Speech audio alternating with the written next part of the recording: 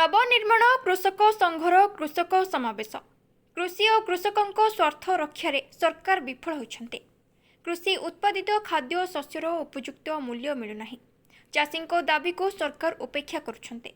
एहारी प्रतिवाद में नवनिर्माण कृषक संगठन पक्षर गजपति जिला स्थित उपलड़ा ग्राम ठारे थिबा मंडी परिसर में एक कृषक समावेश सभा अनुष्ठित हो जाइछे। गजपति जिला प्रभारी रणजित पट्टनायक अध्यक्षतार विभिन्न गाँ ब्लॉक छात्र युवक चाषी माने 7 माइल परिसर में एकत्रित होते। ଏହି କାର୍ଯ୍ୟକ୍ରମରେ ମୁଖ୍ୟ ଅତିଥି ଭାବେ ନବନିର୍ମାଣ କୃଷକ ସଂଗଠନର ରାଷ୍ଟ୍ରୀୟ ସଂଯୋଜକ ଅକ୍ଷୟ କୁମାର ଯୋଗଦେଇ କହିଥିଲେ ଯେ ଭାଗେ ସରକାରୀ କର୍ମଚାରୀଙ୍କୁ ସନ୍ତୁଷ୍ଟ କରିବା ପାଇଁ ଅଷ୍ଟମ ବେତନ କମିଶନ କାର୍ଯ୍ୟକାରୀ ହେଉଛି। ମାତ୍ର ଧାନର ଏମ୍ଏସ୍ପି କୁ ଆଇନ ପରିସରକୁ ଆଣିବା ଏବଂ ଚାଷୀ ପେନ୍ସନ୍ ପାଇଁ ସରକାରଙ୍କ ପାଖରେ ପଇସା ନାହିଁ। एथरक 266 टंका यूरिया सार को चाषी स्थल विशेष 3 गुणा दाम दे चाषी माने 800 रु 1000 टंका किनिछन्ते। धान बिक्री समय मिलर मानक मनमानी करी 6 रु 12 केजी पर्यंत धान काटी नहीं। सबुठारु दुख और क्षोभर विषय जे भाग चाषी को सरकार चाषीर मान्यता देवाई बाट बाहर करुनाहांती। एथर चाषी माने सारा ओडिशा रे चाषी सुरक्षा भत्ता पाई एकत्र हेबे और निर्णायक लड़े लड़िबे। ए सरकार जनविरोधी भूमिका जारी रखिले हटाइबु बोली कहिथिले। एही कार्यक्रम रे राज्य युव छात्र संयोजक एमडी मनोवर अली कहले जे संख्या दृष्टि चाषी माने सबुठु बड़ अंश और बलवान गोष्ठी। संगठन अभावरु सरकार चाषी मानकु उपेक्षित करुछन्ते। चाषी आंदोलन पछरे ओडिशार युव गोष्ठी सशक्त होई ठिया हेबे और आगामी दुर्बार चाषी आंदोलन सरकारंकु चाषी सपक्षवादी निष्पत्ति नेबाकु बाध्य करिबो।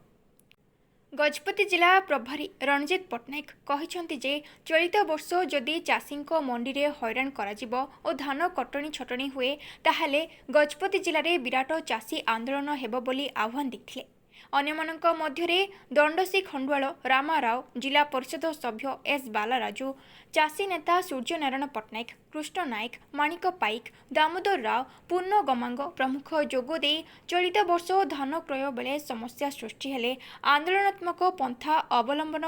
एवं एमएसपी नाम कटनी छटनी को बंद करने, जिले में कपा और मक्का मंडी खोलिबा, धान बिक्री बेले अखार मूल्य प्रदान करने, धान परिवहन खर्च प्रदान करने आदि को नहीं वक्तव्य रखिथिले। एही कार्यक्रम रे अंचलर शताधिक चाषी माने उपस्थित थिले। गजपति जिलारू भास्कर स्वाईंक रिपोर्ट, जिला खबर। मु गोटे चाषी आमर गाँव हूँ बाड़सीपुर मधुसूदनपुर पंचायत आ मो ना हूँ दामोदर राव। मुझे चाषी सुविधा बोल कि सरकार को अनुरोध करुचे आग वर्ष वाला 10 केजी 15 केजी 5 केजी धान कटनी चटनी न हो सबू धान जाक जी जार टोकन आसो टोकन अनुसार मंडी नहीं जीव आपर कार टोकन जी गोटे भी लाप्स न हो सब चाषी धान टीआर व्यवस्था गवर्नमेंट करी कि गवर्नमेंट को अनुरोध करुँची। बाद मक्का कपा कपार भी आग वर्ष बहुत असुविधा होती। कपार भी ए वर्ष सुरखुर भल चलला वाला गवर्नमेंट आम चाषी की सुविधा करी कि सरकार को प्रार्थना करुँची। मक्कार भी बहुत लोक आम चंद्रगिरी उदयगिरी मोहनाड़े लोक बेसिक लोक आमको फोन कर कहते बाबू आम मक्काटा मंडी हो पारानी मक्का मंडी भी करके चाषी की सुविधा जमी कर गवर्नमेंट से भल बोलिकी ये करती नहेले चाषी आउे रोड चढ़े रास्ता रोक करेंगे आग वर्ष वाला हैरान को न करूँ चाषी की केते संकुल शांति श्रृंखल जदि कर भल बोलिकी मुझे सरकार को अनुरोध करके नमस्कार कर प्रार्थना बंद कर। बैठक जो गजपति जिले में होती यार मुख्य उद्देश्य हूँ आप जानते वर्तमान समय ओडिशा रे जानते जिते बड़े धानर कटनी ये धान जिते अमल है मंडी व्यवस्था नहीं मंडी अव्यवस्था होता है टोकन लाप्स हो जाए प्रत्येक मंडी चाषी धान चोरी कर जाए ये सब जिनस को लेकिन आज ये गजपति जिला बैठक होती बिना कटिंग धान उठव जो चाषीर आज टोकन जी दिखाई टोकन से धान नि जाऊ ये सब जिन आलोचना होती। या सहित आगामी मार्च 22 तारीख दिन ओडिशा जो नवनिर्माण कृषक डाक्टर देती जो महान लड़े हो केउंझर भुवनेश्वर से लड़े केम चाषी में जोगदेवे ये सब तमाम जिन कथा हो आप समय जानते वर्तमान जे जनप्रतिनिधि जे विधायक माने मंत्री माने आज्ञा गोटे गोटे विधायक जो हिसाब से जनप्रतिनिधि से जाइछन्ति जनता जनार्दन मुख्य लोक से जाकि प्रथम निज कथा बुझीदेले जो जहाँ बसुँच से जो सब कथा कहले कथा कले ना गोटे विधायक दिन पाइब 11,500 टंका एवं जो 3 गुण बढ़ी जाइए ये सब विषय कथाते हो कि वर्तमान विधायक जो निष्पत्ति कराई से जिनस को से बिल को बातिल करा जाऊ। आप जानी एमाने राजस्व लुंठन कर कौ एमती दुनिया रे नाही नेशनल इंटरनेट सिम नाही जो थे मास 15 टका खर्च हम ये विधायक मान करसिक जो मोबाइल चार्ज हो बा इलेक्ट्रिक चार्ज हो ये आज्ञा साधारण लोक को भुआ बुलाऊँ ये सब जिन आलोचना होती तो चाषी केमिति तार सुरक्षा व्यवस्था नहीं कि 10 टका पेंशन पाइब एवं धान केमी काटछट हम ना यही सब जिन आज बैठक होती आज ये जिलार जी नेतृत्व अच्छा रंजित पट्टा नेतृत्व में ये समस्त आज बैठक कर आगामी दिन में धान चोरी हम ना मार्च जो महान लड़ई हम से महान लड़ई में गजपति जिलार केमती 5,000 चाषी जोगदेवे से प्रस्तुति उठाई सबसे नवनिर्माण कृषक संगठन ये जो जिला बैठक आज है मूल कथा हूँ जो प्रक्रिया चली धान को लेकर धान कटनी छटनी को लेकर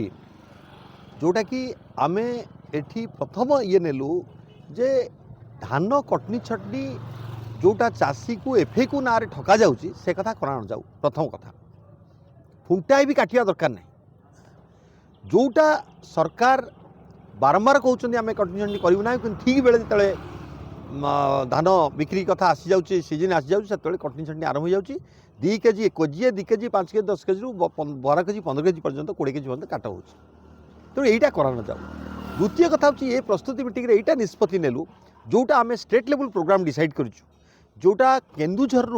22 मार्च रु 31 मार्च भुवनेश्वर चलो हाराहारी 50,000 लोक सेठू बाहर और 2 लाख लोक भुवनेश्वर में पहुँचे यही प्रस्तुति आर ये प्राथमिक प्रस्तुति सबू जिले में गजपति जिला भी किभली भाव में जे जो कथा आम कहूँ जे चाषी को 20 वर्ष धारा 21 संविधान धारा 21 अनुसार हाराहारी 10,000 टंका चाषी सुरक्षा भत्ता दि जाऊ एवं चाषी सुरक्षा भत्ता जोटा कि 10,000 टंका हिसाब से 36 लाख चाषी को 43,200 कोटी प्रोविजन बजेट रखा जाऊ।